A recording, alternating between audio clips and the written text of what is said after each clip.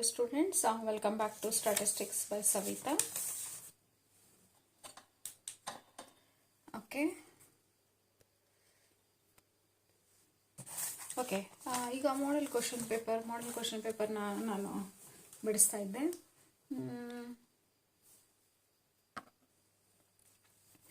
Model question ಪೇಪರಲ್ಲಿ section C ಅಂದರೆ ಈಗ POQ ಕ್ವಶನ್ ಅಪ್ಲೋಡ್ ಮಾಡಿದ್ದೆ. ಸೆಕ್ಷನ್ ಸಿ ಅಲ್ಲಿ ಯಾವ್ಯಾವ ಕ್ವಶನ್ಸ್ ಅನ್ನ ಬರ್ಬೋದು ಮತ್ತೆ ಯಾವ ರೀತಿ ನೀವು ಮಾಡಬೇಕು ಅಂತ ನಾನು ಇಲ್ಲಿ ಡಿಸ್ಕಸ್ ಮಾಡ್ತೀನಿ ನಿಮ್ಮ ಜೊತೆಗೆ. ಓಕೆ, ಈಗ ಸೆಕ್ಷನ್ ಸಿ ಅಲ್ಲಿ ಅಂದರೆ 5 ಮಾರ್ಕ್ಸ್ ಕ್ವಶನ್. ಫಸ್ಟ್ ಬಂದ್ಬಿಟ್ಟು ಇಂಡೆಕ್ಸ್ ನಂಬರ್. ಇದನ್ನ ಆಲ್ರೆಡಿ ನಾನು ನಿಮ್ಮ ಜೊತೆ ಡಿಸ್ಕಸ್ ಮಾಡಿದ್ದೆ ಯಾವ್ಯಾವ ಬರ್ಬೋದು ಅಂತ. ಬಟ್ ಕ್ವಶನ್ಸ್ ಅನ್ನ ಸಾಲ್ವ್ ಮಾಡೋಣ ಇವತ್ತು. ಈಗ ಇಂಡೆಕ್ಸ್ ನಂಬರ್ ಅಲ್ಲಿ ಈಗ ಫಸ್ಟ್ ಮಾಡೆಲ್ ಕ್ವಶನ್ ಪೇಪರ್ ಅಲ್ಲಿ ವ್ಯಾಲ್ಯೂ ಇಂಡೆಕ್ಸ್ ನಂಬರ್ ಬಂದಿದೆ. ಸೆಕೆಂಡ್ ಮಾಡೆಲ್ ಕ್ವಶನ್ ಪೇಪರ್ ಅಲ್ಲಿ ಕನ್ಸ್ಯೂಮರ್ ಪ್ರೈಸ್ ಇಂಡೆಕ್ಸ್ ನಂಬರ್ ಇದೆ. ಥರ್ಡ್ ಮಾಡೆಲ್ ಕ್ವಶನ್ ಪೇಪರ್ ಅಲ್ಲಿ ಈಗ ಕೆಲ್ಲೀಸ್ ಇದೆ. ಅಂದ್ರೆ ಇದು ಮೂರು ಮೋಸ್ಟ್ ಪ್ರೊಬ್ಯಾಬ್ಲಿ ಅಂತ, ಅಂದ್ರೆ ಇದು ಒಂದು 80% ಇದು ಮೂರು ಬರೋ ಚಾನ್ಸಸ್ ಇದೆ. ಒಂದು ಕನ್ಸ್ಯೂಮರ್ ಪ್ರೈಸ್ ಇಂಡೆಕ್ಸ್ ನಂಬರು, ಒಂದು ಕೆಲ್ಲೀಸ್ ಮತ್ತೆ ಒಂದು ವ್ಯಾಲ್ಯೂ ಇಂಡೆಕ್ಸ್ ನಂಬರ್. ಇನ್ನು ಉಳಿದಿದ್ದೇನೋ ಇಂಡೆಕ್ಸ್ ನಂಬರ್ ಅಲ್ಲಿ ಅಂತಂದ್ರೆ ಒಂದು ಕನ್ಸ್ಯೂಮರ್ ಪ್ರೈಸ್ ಇಂಡೆಕ್ಸ್ ನಂಬರ್ ಅಲ್ಲಿ ಈಗ ಇಲ್ಲಿ ಬಂದಿರೋದು ವೇಟ್ ಇದೆ, ಅಂದ್ರೆ ಫ್ಯಾಮಿಲಿ ಬಜೆಟ್ ಮೆಥಡ್ ಅದ. ಬಟ್ ಇನ್ನೊಂದು ಕ್ವಶನ್ ನಿಮಗೆ ಕೇಳ್ಬೋದು ಅವರು ಎಗ್ರಿಗೇಟಿವ್ ಎಕ್ಸ್ಪೆಂಡಿಚರ್ ಮೆಥಡ್ನ. ಅದು ನಿಮ್ಗೆ ಆಲ್ರೆಡಿ ಗೊತ್ತದ. ಹೆಂಗಂತಂದ್ರೆ ಈಗ ಲಾಸ್ಟ್ ಪಿಯರ್ಸ್ ಬರುತ್ತಲ್ಲ, Laspeyres same summation of P1 Q0 divide by summation of P0 Q0 into 100.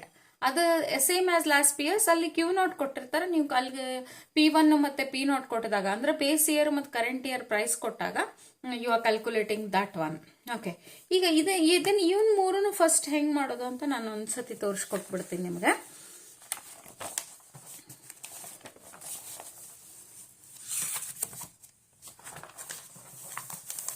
ಅಂದ್ರೆ ಇಂಡೆಕ್ಸ್ ನಂಬರ್ ನಿಮಗೆ ಪೂರ್ತಿ ಮುಗಿದ್ಬಿಡ್ತದೆ. ಈಗ ಆಲ್ರೆಡಿ 10 ಮಾರ್ಕ್ಸ್ ಇಂದ ಒಂದು ಇಂಡೆಕ್ಸ್ ನಂಬರ್ ನಾನು ಅಪ್ಲೋಡ್ ಮಾಡಿದ್ದೆ, ಹೌದಾ? 10 ಮಾರ್ಕ್ಸ್ ಹೆಂಗ್ ಮಾಡೋದು ಅಂತ ಹೇಳಿ, ಯಾವ್ಯಾವ್ದು ಬರ್ಬೋದು ಹೆಂಗ್ ಮಾಡೋದು ಅಂತ ನಾನು ತೋರಿಸ್ಕೊಟ್ಟಿದ್ದೆ. ಈಗ 5 ಮಾರ್ಕ್ಸ್ 5 ಮಾರ್ಕ್ಸ್ ಅಲ್ಲಿ ಈಗ ನೋಡಿ, first one value index number.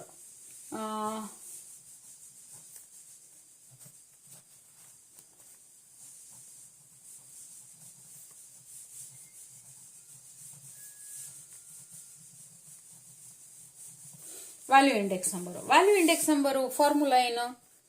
V01 is equals to summation of P1 Q1 divided by summation of P0 Q0 into 100. Means V1 divided by V0 into 100 is a formula. Yes? ಇದು ಎಲ್ಲರಿಗೂ ಗೊತ್ತದ value index number, ಹೌದಾ?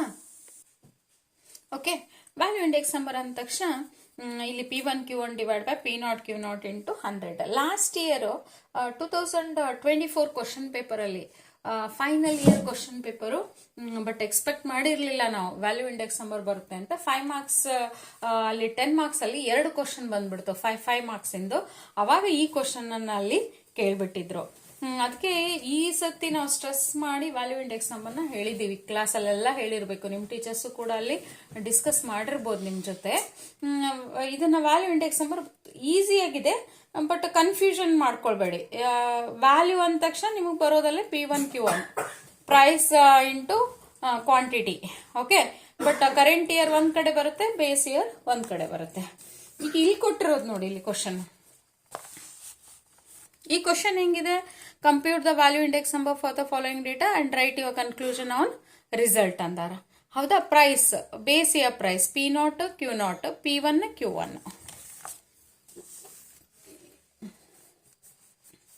Commodities ಬರೀತೀರಾ ಇಲ್ಲಿ P0 base year, second one is Q0 current year price.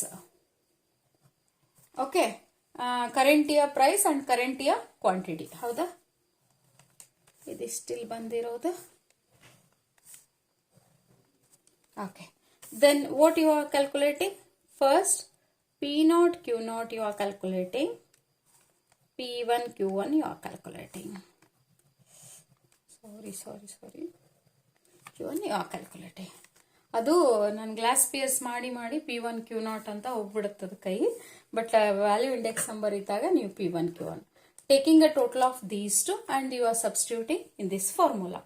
Okay, ಇಲ್ಲಿ ನೀವು multiplication ಮಾಡ್ತೀರಾ 10 into 5, 10 into 5, 15 into 8, 6 into 3, 3 into 4. Okay, calculation ಮಾಡಿಬಿಟ್ಟು ಇಲ್ಲಿ ತಗೊಳ್ತೀರಿ. ಇದನ್ನು ಕೂಡ ಅಲ್ಲಿ ಕ್ಯಾಲ್ಕುಲೇಷನ್ ಮಾಡಿಬಿಟ್ಟು ಇದನ್ನು ಕೂಡ ತಗೊಳ್ತೀರಿ. ಟೋಟಲ್ ತಗೊಂಡ್ಬಿಟ್ಟು then you are substituting in this.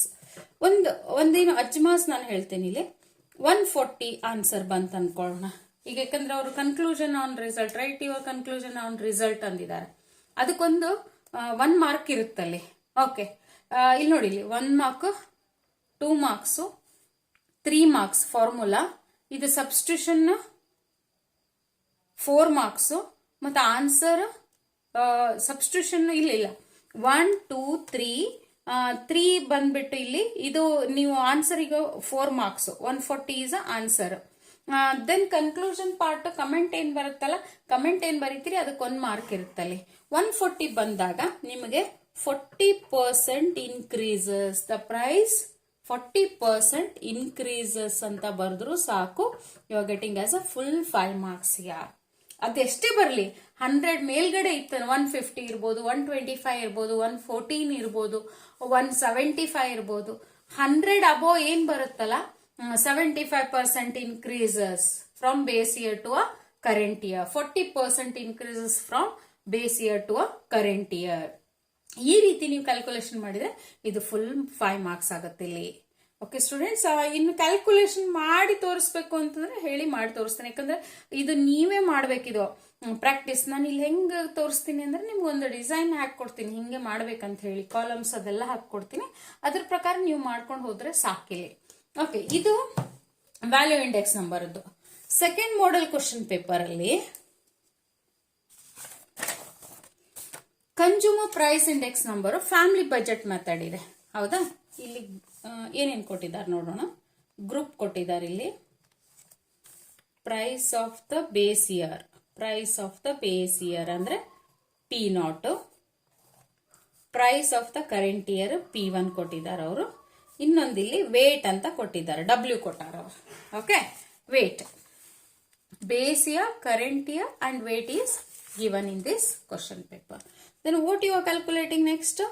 P is equals to P1 divided by P0 into 100. ಒಂದೊಂದ್ಸತಿ be careful when you are calculating P. ಯಾಕಂದ್ರೆ ನಾನು ಎಷ್ಟೋ ಸತಿ ವ್ಯಾಲ್ಯೂಯೇಷನ್ ಎಲ್ಲಿ ಮಿಸ್ಟೇಕ್ ಮಾಡ್ತೀರಿ ಅನ್ನೋದು ನನ್ಗೆ ಫುಲ್ ಗೊತ್ತಾಗ್ಬಿಟ್ಟಿದೆ. ಅಂದ್ರೆ ಇಲ್ಲಿ ಬಂದಾಗ ಒಂದೊಂದ್ಸತಿ P1 ಡಿವೈಡ್ ಬೈ P0 ಮಾಡ್ಬಿಡ್ತೀರಿ. ಎಷ್ಟೋ ಮಕ್ಕಳು ಇದನ್ನ ಎಲ್ಲ ಗೊತ್ತಿರುತ್ತೆ, P0 ಡಿವೈಡ್ ಬೈ P1 ಮಾಡ್ಬಿಡ್ತೀರಿ. You have to be careful. P1 divided by P0 into 100 you have to calculate. The next column is W into P. Then you are taking a multiplication of these two columns. Multiplication of these two columns. Okay. Then you are getting as a one total. Then WP divided by W. You have to take it. Then the formula you have to write it. Family budget method. Okay. CPI is equals to summation of WP divided by summation of W. Just you are substituting the values. Illen avaru calculate the consumer price index number by using family budget method for the following data andare. Illen nimage adanna mention madilla. Okay, illen ಮಾಡ್ತಾರೆ ಅಂದ್ರೆ 1 mark ಇದು 2 3 taking a total of this 3 4, answer is 5. Scheme ಹೆಂಗಿರುತ್ತೆ ಅಂದ್ರೆ ನೀವು ಇಲ್ಲಿ ಒಂದು wrong ಆದ್ರೂ, formula wrong ಆದ್ರೂ ಕೂಡ ಅಲ್ಲಿ ಫಾರ್ಮುಲಾಕ್ ತೆಗಿತೀವಿ, ಆನ್ಸರ್ ರಾಂಗ್ ಆದ್ರೆ ಒಂದು ಆನ್ಸರಿಗೆ ತೆಗಿತೀವಿ. ಓಕೆ, WP ಟೋಟಲ್ ರಾಂಗ್ ಬಂದದಂದ್ರೆ ಇದು ರಾಂಗ್ ಆಗ್ಬಿಡತ್ತಲ್ಲಿ, ಬಟ್ ಫಾರ್ಮುಲಾ ಕರೆಕ್ಟ್ ಬರ್ತೈತಿ, ಬಟ್ 2 ಮಾರ್ಕ್ಸ್ ಇಲ್ಲಿ ಹೋಗ್ಬಿಡತ್ತೆ ನಿಮ್ದು. ಅದಕ್ಕೆ ಯಾವಾಗ್ಲೂ ಮ್ಯಾಥಮೆಟಿಕ್ಸ್ ಮತ್ತು ಸ್ಟಾಟಿಸ್ಟಿಕ್ಸ್ ಮಾರ್ಕ್ಸ್ ಸ್ಕೋರಿಂಗ್ ನೀವು ಇಲ್ಲಿ 80ಗೆ 80 ಔಟ್ ಆಫ್ 80 ಕರೆಕ್ಟ್ ಆಗಿ ಪ್ರೊಸೀಜರ್ ಅಂದ್ರೆ ಪ್ರಾಕ್ಟೀಸ್ ಮಾಡ್ಬೇಕು. ನೀವು ಇದನ್ನ ಓದ್ಕೊಂಡು ಹೋದ್ರೆ ಬರೋದಿಲ್ಲ. ಓದ್ಕೊಂಡು ನೀವು ಮ್ಯಾಥಮೆಟಿಕ್ಸ್ ಮಾಡ್ತೀನಿ ಅಥವಾ ಸ್ಟಾಟಿಸ್ಟಿಕ್ಸ್ ಮಾಡ್ತೀನಿ ಅಂದ್ರೆ ಆಗೋದಿಲ್ಲ. ನೀವು ಮಸ್ಟ್ ಅಂಡ್ ಶುಡ್ ನೀವು ಪ್ರಾಕ್ಟೀಸ್ ಮಾಡಲೇಬೇಕು ಪ್ರಾಬ್ಲಮ್ಸ್ ಅನ್ನ.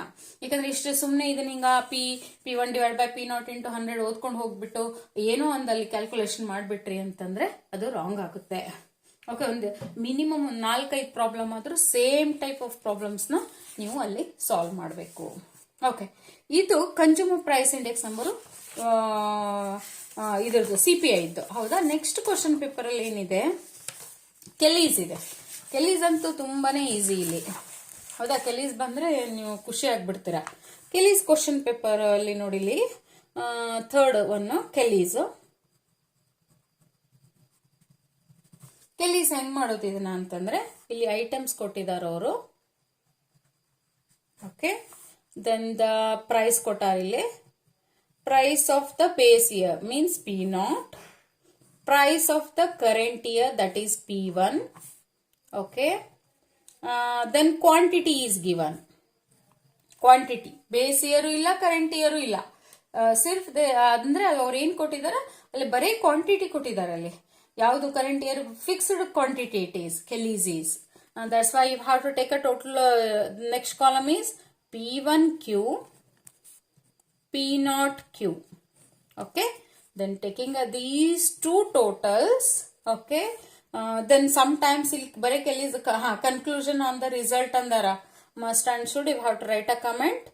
Then P01 of kelis is equals to summation of P1Q divided by summation of P0Q into 100. Okay, kelis is a fixed quantity.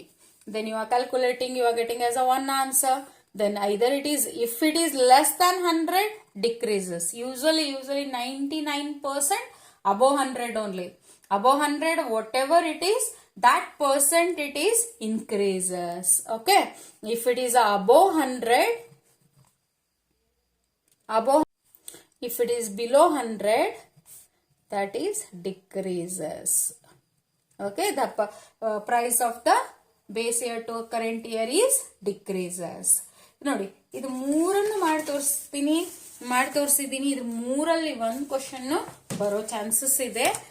Final ಎಕ್ಸಾಮ್ಗೆ ಮತ್ತೆ ಪ್ರಿಪರೇಟರಿ ಎಕ್ಸಾಮ್ಗೂ ಕೂಡ ಬರೋ ಚಾನ್ಸಸ್ ಇದೆ.